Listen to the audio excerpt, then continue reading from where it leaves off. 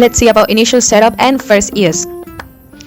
First of all, select your preferred phone language and then touch Start. Select your wireless network. If your wireless network is secure, enter the password and then touch Connect. Touch Next. Review the terms and conditions, privacy, policy, and diagnostic data. If you agree, select All and then touch Agree.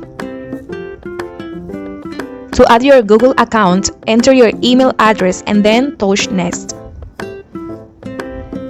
Enter your Google password and then touch Next. To sign in and agree to the terms and service and privacy policy, touch I agree.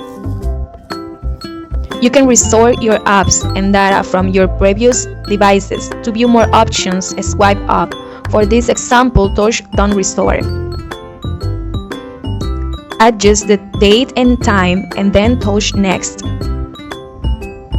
You can set up a screen lock by selecting one of the options. For this example, choose No, Thank you, and then touch Skip. Touch Skip anyway. You can enable or disable the following Google services. To view more, touch More. Touch Agree. To meet your Google Assistant, touch Next. For this example, touch Skip.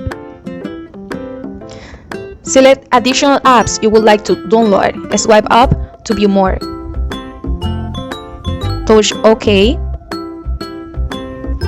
To sign in into your Samsung account, touch Sign in.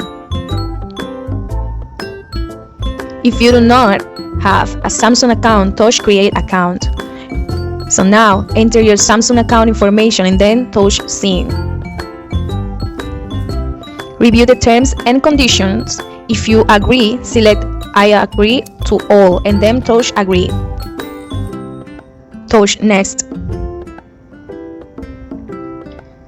You can restore the data from a previous device.